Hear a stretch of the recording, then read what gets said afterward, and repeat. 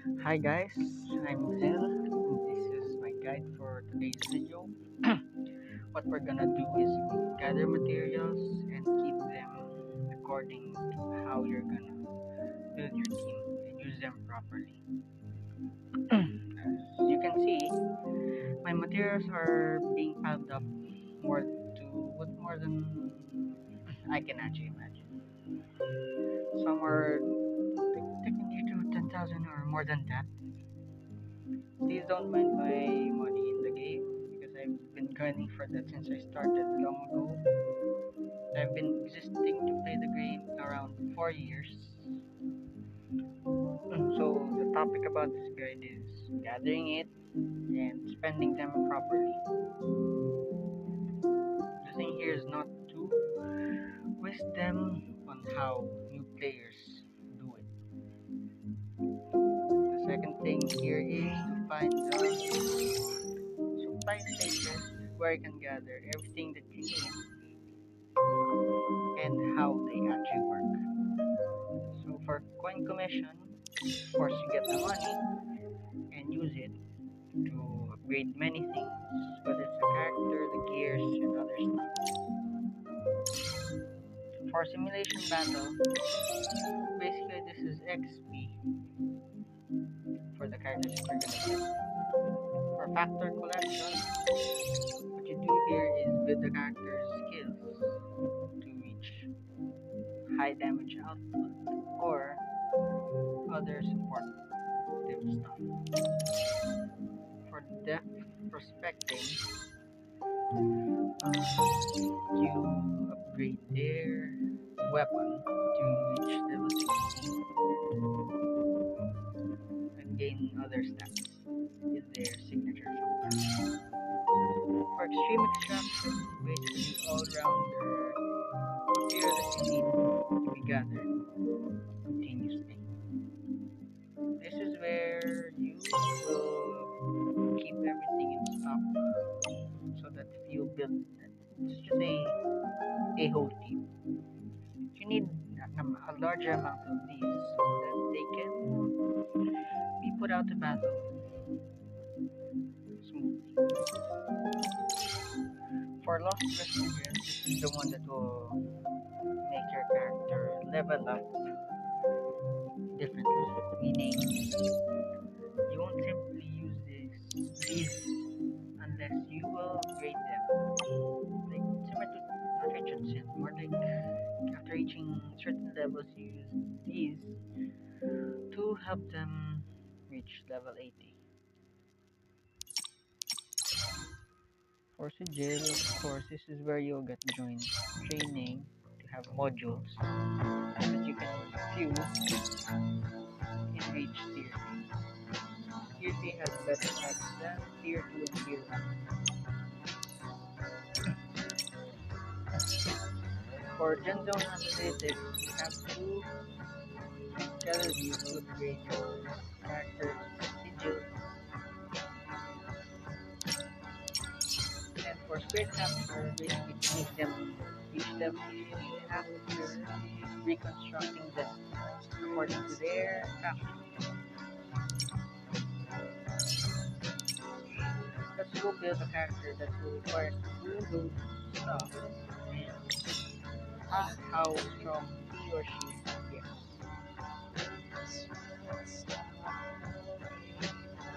So we're gonna do it with she's really built.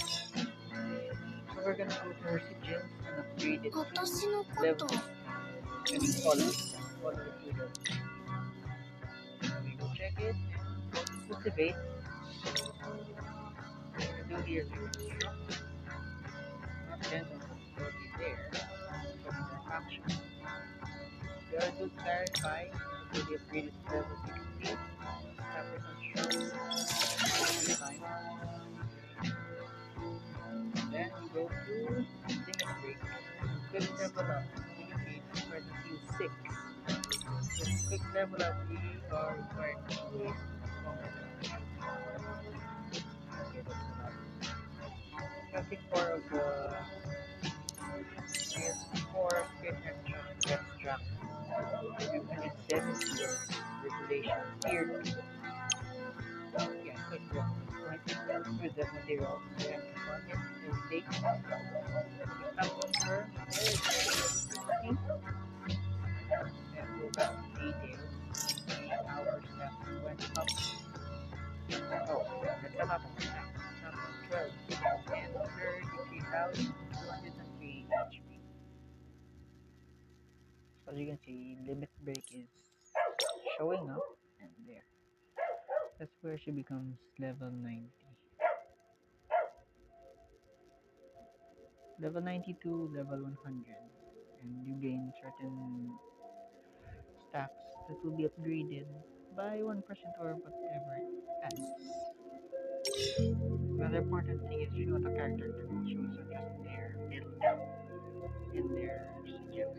You have to check marks and their code, then transcend them to reach triple S. If you're free to play, but if you're a high spender, you can approximately reach Omega. And you need like 100 shards to reach them. I don't know for free to play, but yeah, it will take months before you can get through that realm. I don't have any of it for the meta characters or rank S characters. So you only have like few triple S in my roster. It's like around what, 6? Yeah, I only have 6. And it's not that easy to get it if you're not active and if you're not paying attention to what you're doing. And in case that you're new and you want to grow strong, the most important parts are to grind and to keep your stuff in stock, like add up. Like it's okay for you to lose. It's part of the game. But once you grow strong, you have to keep that up. To reach your potential.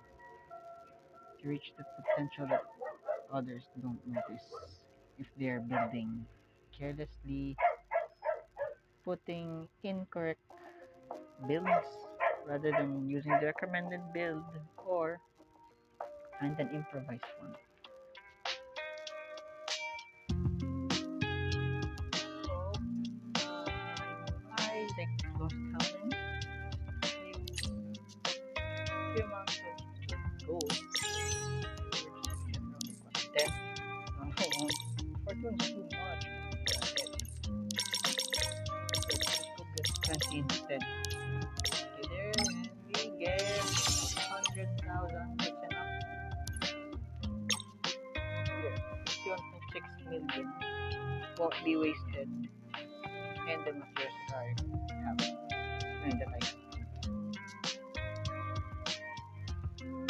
should we try to like I don't know, or not?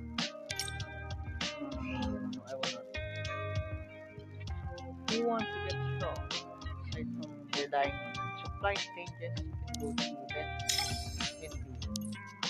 But you have to clear the stages first before you can gather the stuff to find any material that you need. Totally need it. If you're totally new and you're broke, just go find the event and waste your stamina on it to gather materials and other stuff and to get the sigil that the character that you already have.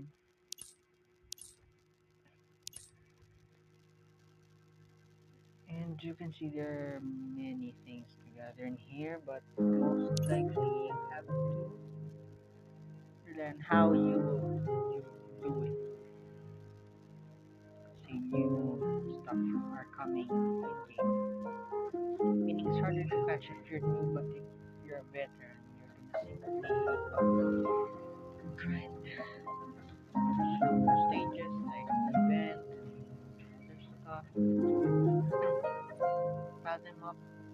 It's like similar to listing your things up before preparing to go out with everything you're gonna do. get materials in theme chapters, side chapters, or main story, even other contents you can actually get just like cost deduction. Because you're not strong enough, yes you can, but not yet. You'll have a hard time clearing it, surpassing every enemy in your way. It's like an obstacle course, meaning you have to grow stronger before you can simply tackle them like they're nothing. And there are tutorials for the characters to take their set, basically how you use them in the actual combat. Some characters may require you to have stacks, others don't. Keep in check, you have to be synchronized and unpredictable. The character you're using. Don't fight characters because some would have different types of gameplay.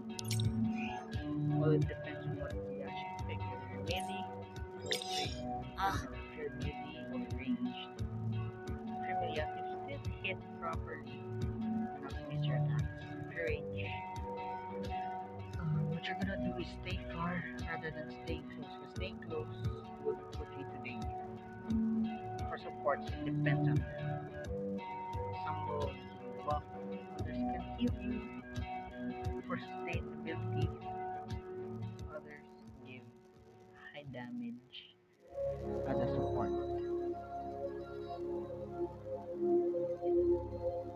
So, if you're struggling to clear something, what you need is to have a build team, whether it's full damage or sustainable type of team composition. You just have to rely on them and how they are played.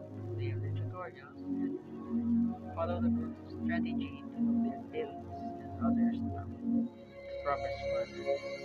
I mean, I used to be like that when I was new when I started the game.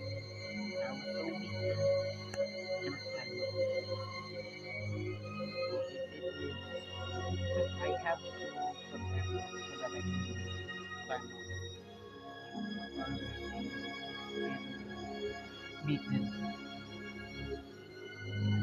Most of my friends are making fun of me saying I'm actually spending money, but I'm not. It is whether you're a free to play or pay to win. Just don't mind those titles or everything that they're calling you. The important thing is you are growing stronger in your journey. Like this is the real zero to hero guide. What it means from zero is yeah, you start as a beginner before becoming a pro or a veteran. So it's better to keep that in mind that you shall not give up even when the situation is tight. Keep pushing through. Break your limit. Don't give up no matter what others tell you. Some characters can actually resonate with your personality in here. Some might look emotionless, but yeah, it's fun to like know them more, how things went. So if you guys wanted to add me in game, this is my in-game name. You can also search for my ID, which is there below, and you can copy it. And don't forget to actually find a guild that will help you progress. I mean, some guilds are friendly, some are strict, but it depends on how you play. If you're a chill player, go to somewhere else that's chill. If you're competitive, go with the top ones. But you have to follow their rules and go to their community and commune. communicate and do whatever things. Then you go find me in friends, like go to search or add friend. You can actually use their ID, not their name. Like this, the one that you can see are the examples of players who are technically playing or inactive. It's your choice to add them or not. It's better not to add those who are like offline for 30 days or more than 30 days.